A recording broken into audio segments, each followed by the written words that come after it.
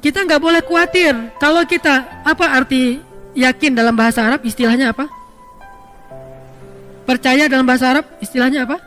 Iman. Iman itu dari bahasa aman yang artinya nyaman, tidak ada rasa gundah, tidak ada gangguan, tidak ada zilzal, guncangan, tidak ada raib, keraguan-raguan, aman. Maka orang yang beriman hatinya aman. Orang yang beriman hatinya tentram. Orang yang beriman hatinya nyaman. Kalau kita yakin bahwa Allah Maha Pemberi rezeki, maka kenapa kita merasa takut? Kenapa kita merasa sedih? Kenapa kita merasa khawatir? Kenapa kita merasa gundah? Kenapa kita merasa was-was? Kenapa? Berarti kita tidak benar-benar yakin Allah Sang Pemberi rezeki. Kenapa khawatir? Allah kan yang ngasih rezeki. Kenapa kita harus ngebela-belain banget sesuatu yang Allah benci? Kita ambil sesuatu yang Allah larang demi mendapatkan sesuatu nasi, katanya ikhtiar. Padahal Allah yang memberi rezeki, bukan pekerjaan, bukan seseorang, bukan siapapun, tetapi Allah lah yang memberi rezeki. Sehingga orang yang yakin kepada Allah bahwa Allah itu Maha Pemberi rezeki, dia tidak akan, pikirannya itu nggak akan kemana-mana, nyaman. Tapi ketika dia mulai suuzon sedikit saja, bisa nggak ya saya makan hari ini? Berarti dia sudah suuzon kepada zat Allah Sang Maha Pemberi rezeki. Kalau saya nanti nikah, saya bisa ngasih makan nggak kepada istri dan anak-anak saya? Asa ayyughniyahumullah, kata Allah. Allah yang akan mencukupkan kebutuhan mereka. Yughni bukan cuma cukup, memperkaya mereka. Ngapain lagi khawatir? Yang penting laksanakan perintah Allah. Kalau Allah bilang kerja, ya kerja. Allah bilang cari yang halal, ya cari yang halal. Setelahnya nggak usah khawatir. Maka belajar akidah itu nomor 1 dalam agama. Namanya fiqhul akbar, fikih terbesar. Baru setelahnya ada fikih asghar, yaitu ibadah dan muamalah. Fikih yang paling besar, orang Indonesia itu jarang belajar. Baru masuk ke musola, ke masjid, anak kecil baru TK atau SD langsung diajarkan tentang sholat, fikih kecil. Diajarkan tentang akhlak, fikih kecil. Sedikit yang diajarkan tentang akidah, yang itu adalah fikih besar. Sehingga walaupun dia udah sholat, walaupun dia udah tahu tentang ibadah, tapi dia belum punya keyakinan yang kuat sehingga gampang galau. Muncullah generasi galau. Kenapa? Nggak ada akidahnya. Coba lihat di Mekah, ayat-ayat yang turun di Mekah, apa isinya? Akidah akhirah, akidah akhirah, akidah akhirah. Iman kepada Allah, iman kepada hari akhir. Itu aja terus isinya. Baru nanti setelah di Madinah muncul sholat yang sudah 5 waktu. Walaupun dia menjelang hijrah ke Madinah, sholat 5 waktu, kemudian puasa, kemudian zakat, kemudian jihad, kemudian menutup aurat, hijab, kemudian haji, umrah di Madinah. Kalau sholat menjelang Madinah, walaupun sholat itu udah ada sejak awal risalah, tapi dikonsep dalam bentuk 5 waktu menjelang ke Madinah. Intinya syariat itu baru muncul setelah sampai di Madinah. Sebelumnya akidah akhirah, akidah akhirah. Coba lihat ayat-ayat tentang yang di juz amma, rata-rata akhirah, akidah. Ini menunjukkan bahwa yang harus kita bangun terlebih dahulu adalah jangan suuzon sama Allah. Kalau kita udah nggak suuzon sama Allah, insya Allah kita nggak akan suuzon sama manusia. Kita tidak akan menjelek-jelekkan manusia. Kenapa? Bagaimanapun juga dia adalah ciptaan Allah. Makanya salah satunya yang paling gampang, misalnya Allah Maha Pemberi rezeki. Udah, kenapa ragu? Kenapa kita bilang ini jangan, ini nggak boleh, pekerjaan ini haram, tapi keuntungannya gede? Berarti makin gede dosanya. Udah, tinggalkan saja pekerjaan ini, ambil pekerjaan lain yang halal. Terus saya mau makan apa? Nah, ini nggak yakin sama Allah nih, iftira. Ini suuzon sama Allah. Kalau misalnya dikatakan ini haram Ustaz, haram. Tanya lagi ke Ustaz lain, Ustaz ini halal nggak? Haram. Ustaz ini halal nggak? Haram. Dalilnya jelas. Ya sudah, mulai hari ini juga saya langsung akan resign. Saya akan minta berhenti. Bahkan uang pensiunnya pun saya nggak berani makan. Kalaupun saya ambil, saya kasih ke fakir miskin, tapi saya tidak akan makan. Kenapa? Saya tahulah Allah yang Maha Pemberi rezeki.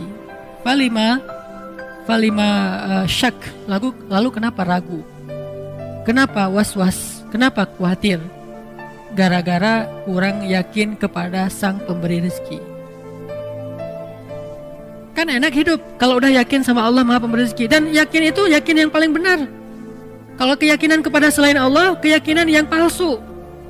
Hari ini kita mendapatkan bukti, besok udah nggak ada lagi bukti itu, dia sudah mengecewakan. Tapi kalau yakinnya kepada Allah, Allah maha benar. Kita sering mendengar itu, shadaqallah. Bahkan kalau ada orang yang ngaji lupa bilang shadaqallahul azim, kita protes. Tapi kita nggak percaya sama Allah, itu aneh tuh. Ada orang ngaji, kan shadaqallahul azim itu bukan bagian dari ayat ya. Jadi kalau kita habis ngaji bisa bilang shadaqallahul azim itu dengan keras atau pelan. Nggak harus shadaqallahul azim, itu kan qori. Kan kita nggak harus gitu. Kita bisa baca misalnya wasa'at masira, shadaqallahul azim. Bisa. Atau bareng-bareng shadaqallahul azim semuanya, kan bisa kan? Namanya juga bukan ayat. Kalau lupa dibaca pun tidak dosa. Tapi karena luar biasa ya kita ya, hebat. Kalau ada yang lupa bilang shadaqallahul azim, Ustaz kok tadi nggak pakai shadaqallahul azim? Tapi giliran dikatakan yang tadi, Allah maha pemberi rezeki, tinggalkan pekerjaan itu. Terus nanti saya makan apa? Mana shadaqallahul azim? Mana yang dia bilang Allah itu maha benar? Udah gitu terjemahannya salah lagi kan? Maha benar Allah dengan segala firman-Nya. Padahal apa? Maha benar Allah yang maha agung. Oh kok gitu Ustaz? Kan udah berpuluh-puluh tahun sejak zaman Soekarno kita udah maha benar Allah dengan segala firman-Nya. Itulah orang kita, kalau udah jadi kebiasaan gak mau lagi diubah. Takut dengan perubahan. Dia bilang gak boleh fanatik. Kenapa fanatik kepada yang gak benar? Kenapa gak berfanatik kepada yang benar? Itu aja adalah terjemahannya salah. Dan terus kenapa juga harus kalau ada qori itu terus sari tilawah harus perempuan? Mentang-mentang gara-gara istilahnya sari gitu harus perempuan? Shadaqallahul azim. Udah sebelahnya aku berlindung dari godaan setan, nunjuk lagi tuh. Yang terkutuk. Ini kenapa harus gini gitu loh. Aneh kan? Kenapa nggak si qori'nya aja, kan udah ada Quran terjemah, tinggal baca. Dia baca gini nih. Dengan nama Allah yang maha pengasih lagi maha penyayang, sungguh kami telah memberikan kepadamu kemenangan yang nyata. Kan jelas. Kenapa harus ada dua orang? Satu laki-laki, satu perempuan. Bukan muhrim pula. Saya qori waktu kecil, jadi saya sering tampil di televisi. Malam Jumat, sari tilawahnya perempuan. Masih kecil untungnya. Coba kalau udah remaja, sari tilawahnya perempuan, qori'ah, suaranya bagus. Dia aku berlindung apa segala macam. Nanti kalau ayatnya tentang neraka, oh, kayak orang baca puisi kan? Ini karena kebiasaan kita. Makanya kalau kita rajin bilang shadaqallahul azim, kenapa shadaqallahul azim itu nggak masuk ke hati? Kenapa cuma di lisan? Shadaqallahul azim, maha benar Allah yang maha agung. Kenapa enggak? Oh benar tuh, memang benar, ayat itu memang benar. Memang Allah maha razzaq, memang Allah maha rahman, memang Allah maha ghafur, memang Allah wahhab. Jadi kalau misalnya dia belum dapat anak, berdoa lagi, berdoa supaya Allah kasih anak. Udah berdoa, bukan udah, nggak ada cerita udah berdoa, terus berdoa. Kenapa? Kalau nggak dikasih anak nanti dikasih di mana? Di surga. Emang di surga ada anak? Hadis riwayat Tirmidzi. Baru aja kemarin saya baca. Kata Nabi, ketika seseorang menginginkan anak di surga, hari itu juga istrinya hamil dan melahirkan tanpa rasa sakit. Hadis riwayat Tirmidzi. Abu Dawud, ketika seseorang menginginkan anak di dalam surga, hari itu juga istrinya hamil dan melahirkan tanpa rasa sakit dan tanpa menghilangkan keperawanannya. Lahir anaknya. Berarti kita punya anak banyak di surga? Punya anak banyak. Makanya gak usah berputus asa, minta aja anak. Rabbi habli minas salihin, Rabbi habli min ladunka waliya, waj'alhu Rabbi radiyya, Rabbi habli min ladunka dzurriyyatan thayyibah, Rabbana hab lana min azwajina wa dzurriyyatina qurrata a'yun. Kok belum Ustaz? Ala inna nasrallahi qarib, innallaha sami'ud du'a, Rabbi habli minas salihin, Rabbi habli minas salihin. Terus saja minta. Kenapa? Allah kita yakin Sami', maha mendengar. Dan kita yakin, kata Nabi dalam hadis qudsi, Allah berfirman, aku malu kalau melihat hambaku mengangkat kedua tangannya lalu aku tidak mengabulkan doanya, itu aku malu. Maka kalau kita yakin sama itu, terus saja minta. Allah nih pasti malu nih gak ngabulin, Allah beri saya anak, pasti Allah malu, pasti Allah mendengar. Tapi kalau kita bilang Allah dengar gak ya, itu suuzon. Allah mau ngasih gak ya, saya khawatir Allah gak akan ngasih, itu suuzon. Karena Allah sendiri mengatakan, aku ujibu da'watad da'i idza da'ani. Aku pasti mengijabah.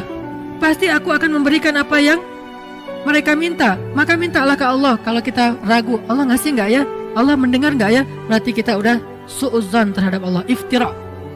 Padahal Allah Sami'ud Du'a, Allah Wahhab, Maha Pemberi, Allah Syakur, Maha Menghargai, Allah Razzaq, Maha memberi rezeki. Ini gak boleh kita ragukan sedikit pun, sampai nanti kita malah bersuuzon kepada Allah. Mengurangi hak Allah itu gak boleh.